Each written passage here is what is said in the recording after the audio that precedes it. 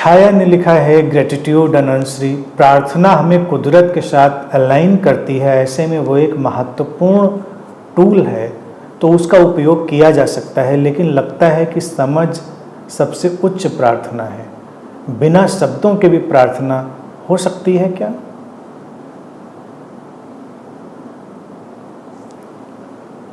छाया जी, प्रार्थना तो निःशब्द ही होती है।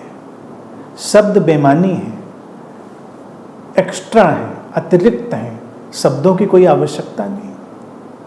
प्रार्थना हमेशा निःशब्द है। प्रार्थना अपने मौन, अपनी शांति में ठहरना है। प्रार्थना अपना और समस्त अस्तित्व के पूरे स्वीकार का नाम है। प्रार्थना अपने भीतर से सारी शिकायतों का गिर जाना है।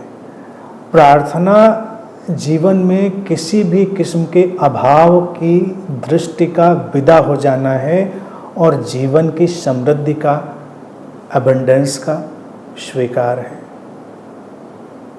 प्रार्थना हमको अलाइन करती है अस्तित्व से।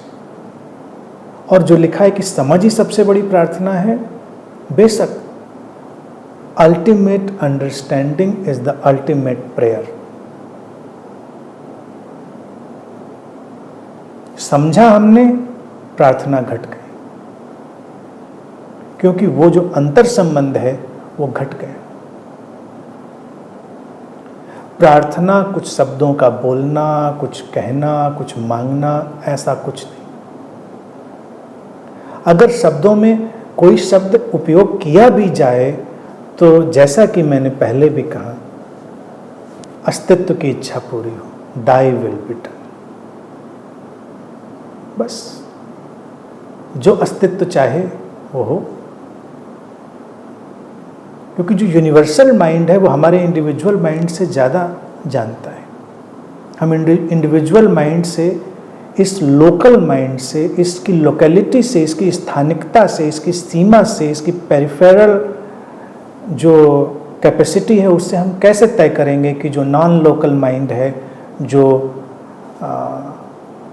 इस वास्टनेस में पूरी तरह से डूबा हुआ है, उसमें क्या आवश्यक है, हम नहीं जानते। इतना जानना भी, ये समझ भी हमको प्रार्थना से भर देती है। प्रार्थना है जीवन में कभी कभी अवाक खड़े रह जाना, कोई शब्द नहीं, विस्मय से भर जाना। किंकर्तव्य विमूढ़ नहीं कहेंगे, किंकर्तव्य विमूढ़ थोड़ा सा स्लाइटली निगेटिव हो जाता है, क्योंकि उसमें लगता है कि हम समझ में नहीं पड़ रहा क्या करें।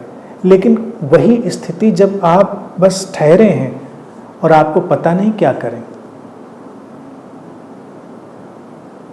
विस्मय, विमुग्धता, सर्व स्वीकारता, निशब्द में ठहराव